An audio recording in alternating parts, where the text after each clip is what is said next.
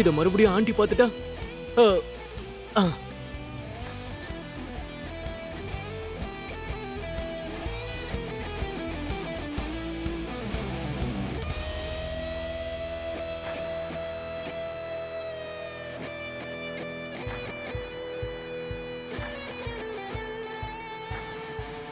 அ, போட்டுட்டீங்களா aunty? ம் 1 minute.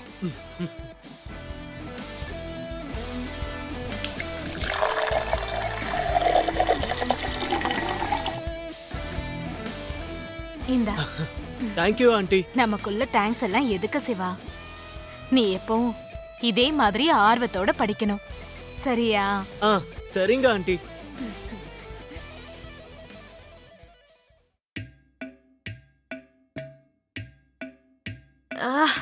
ஐயோ மாமா, ஆ, மாமா, ஷூ ஷூ ஷூ.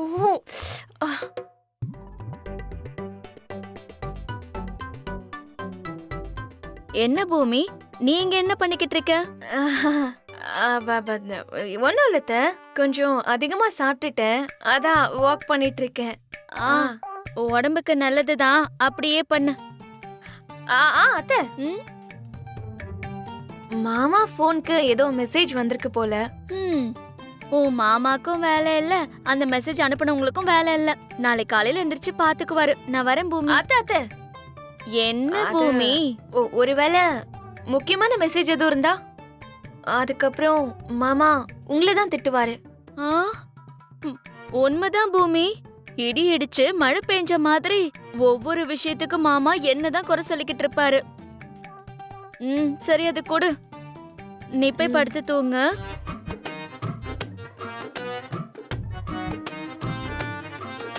சாரி அத்தை, அந்த அத்தை கிட்ட மாமாவை அனுப்பி வைக்கிறதுக்கு உங்களையும் பயன்படுத்திக்க வேண்டியதா இருக்கு.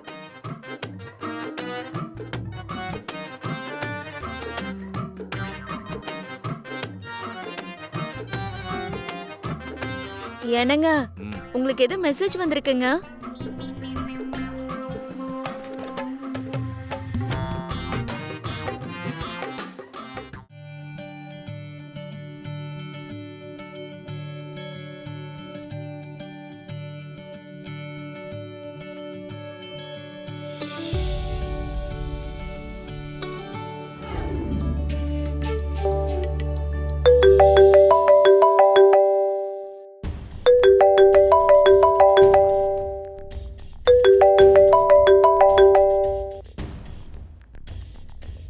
சொல்லுங்க, என்ன இந்த டைம்ல?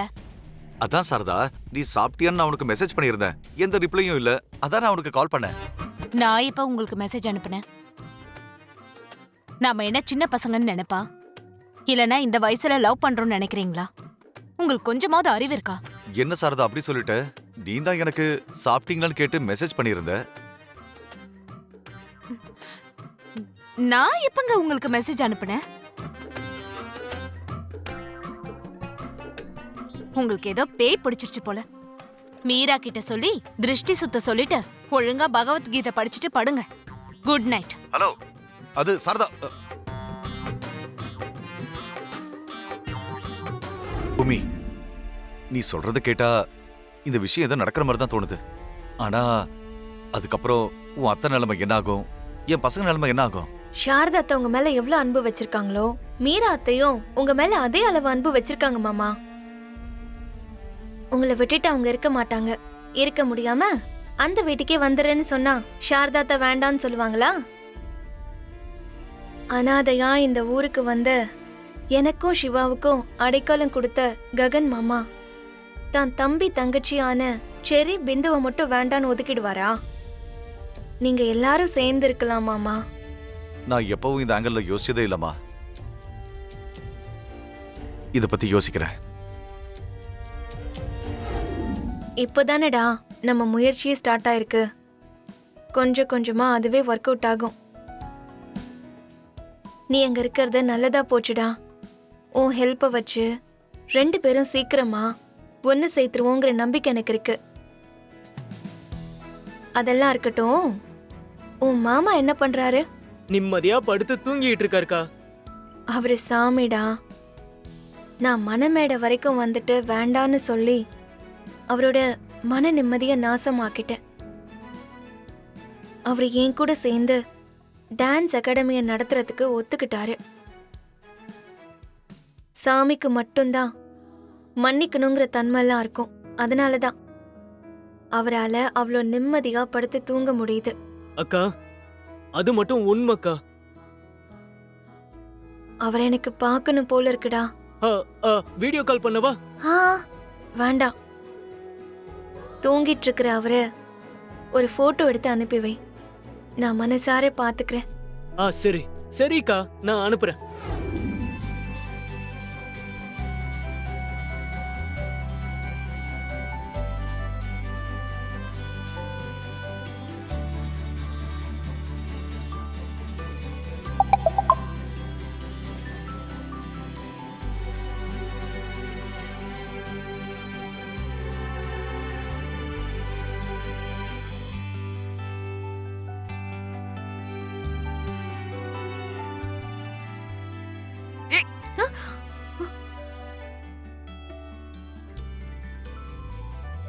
உனக்கு கொஞ்சம் கூட அறிவே இல்ல.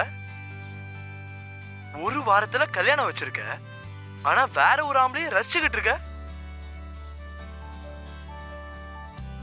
முத்தம் வேற குடுக்கற. ஓவா. உன்னை கல்யாணம் பண்ணிக்க போறவனுக்கு இந்த விஷயம் தெரிஞ்சது தூக்கு மாடி செத்துருவான். செத்துட்டு போறான், அதனால எனக்கு என்ன? ஆனா அவர் சும்மா பாக்குற ஆளு, நீங்க தான் கட்டிக்க போறவரு. அதே நேரத்துல உங்களை தவிர என்ன வேற யாரும் கல்யாணம் பண்ணிக்க மாட்டாங்க. அதனாலதான் இந்த மொத்தம் ரொமான்ஸ் எல்லாம். ஒரு வாரத்துல கல்யாணம் வச்சுக்கிட்டு எந்த தைரியத்துல நீ இப்படி பேசிக்கிட்டு இருக்க? உங்க வீட்ல இருக்கும்போது தைரியத்தை தான் பாத்திருக்கேன்ல. அந்த தைரியத்தை உங்ககிட்ட இருந்து கொஞ்சம் கடன் வாங்கிக்கிட்டேன். உங்களுக்கு ஸ்வீட்டா ஒரு முத்தம் கொடுக்கலான்னு பார்த்தா வெறுப்பேத்துற மாதிரி இந்த டிஸ்கஷன்லாம் எதுக்கு? நீங்க முதல்ல கண்ணை மூடி படுத்து தூங்குங்க. ஏன் சொன்னா பத்தாதா? குச்சியோட அங்க வரணுமா என்ன?